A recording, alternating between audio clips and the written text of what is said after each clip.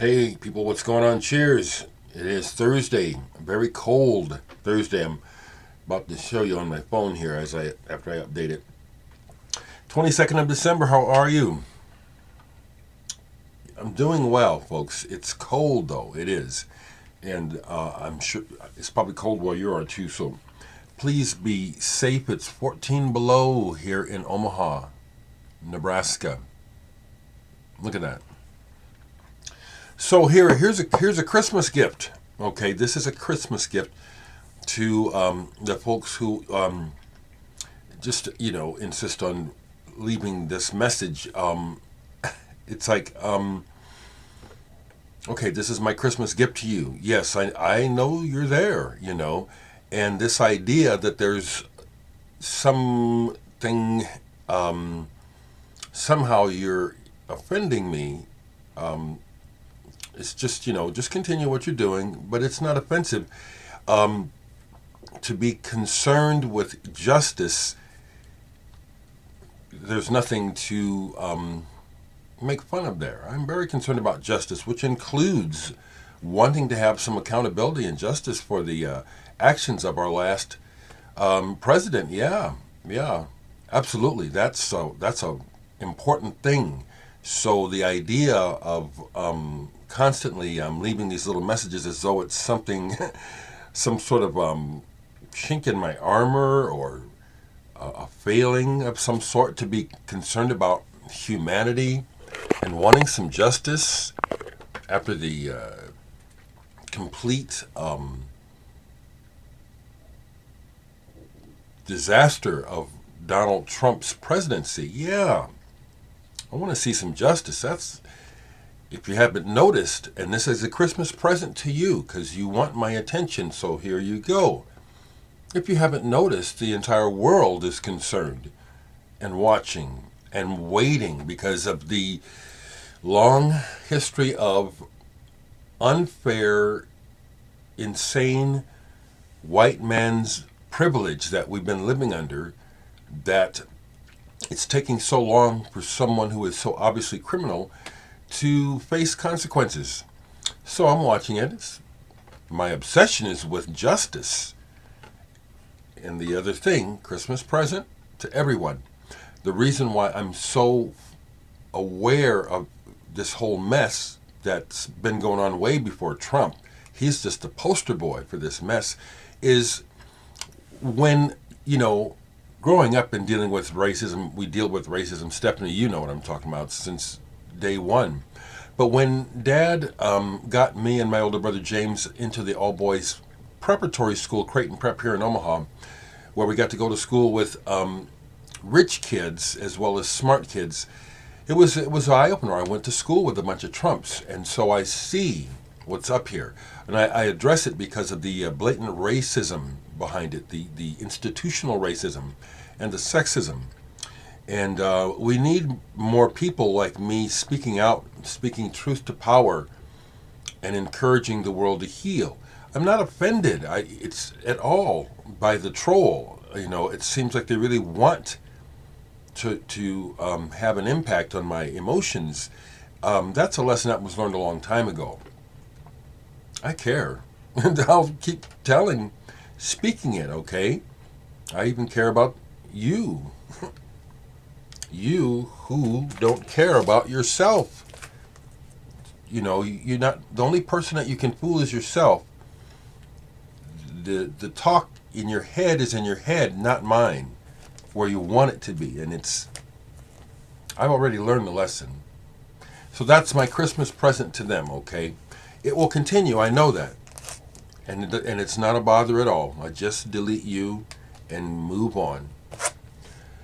Quietsun, one of the highlights of this year. I've had many highlights this year, actually, and it's cold and the sun's coming in from outside. It's going to be a cold, sunny day.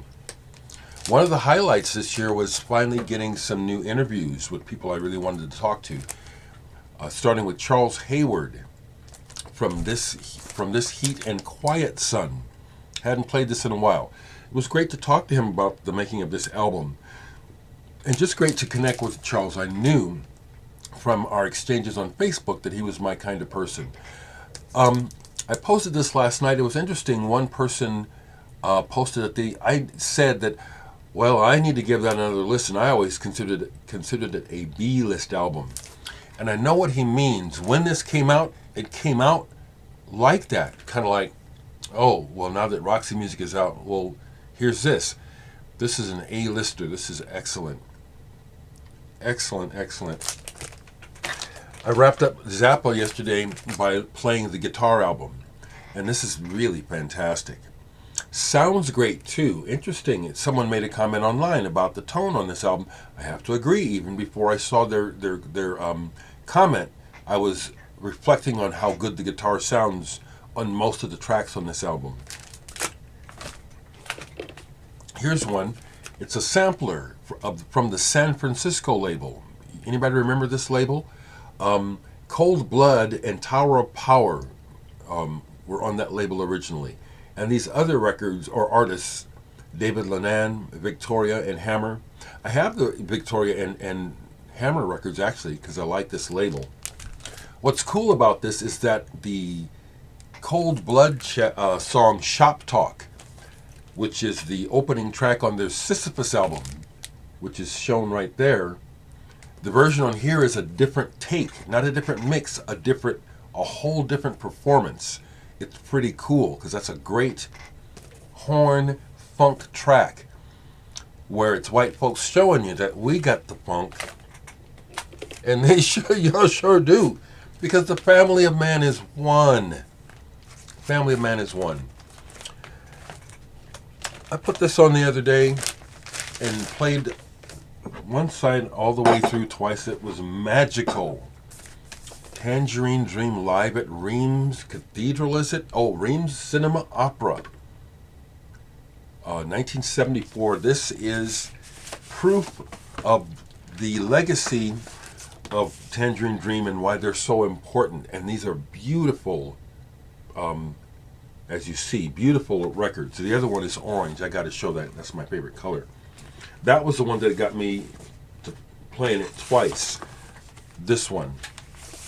And then if you look at the label through your phone correctly, you can see the spinning pattern where the record's going clockwise and the other pattern on the label is going counterclockwise. It's pretty cool. Nice effect. Fantastic band, Tangerine Dream. Wonderful music. Really magical. It was like I was floating into the heavens, not into space, but into the heavens. That's how it felt. I'm in a couple of groups out of the South America record collecting groups. I like feeling part of the world. Someone showed an album by this band, Accidente, that I'd never seen because, again, I was lucky to find this in Omaha. But it reminded me to grab it and play this. And this is really good. It's that symphonic rock sort of sound, but with limited budget, which means it's really good because it leaves it. These folks have to use their imagination to make it grand. And they do. This is very good. En caso de accidente quebra este disco. I hope I didn't butcher that too bad. Real good. Christmas. I just want good things for Christmas. It's a shame that man is so full of evil. You know, we're just dealing with a lot of evil in us.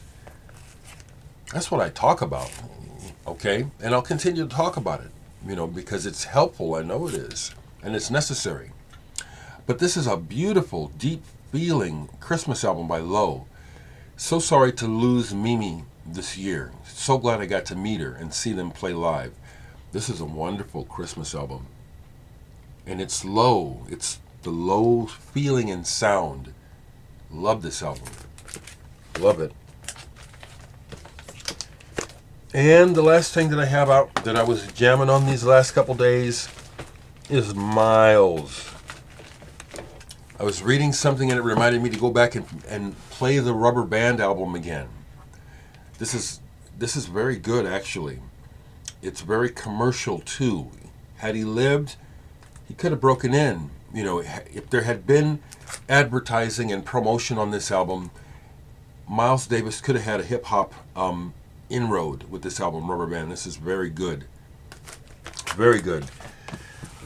This was released this year, but it's old stuff, so that's why I didn't put this on my album of the year list. But this is definitely, I'm very happy this came out this year. More of the Miles bootlegs series.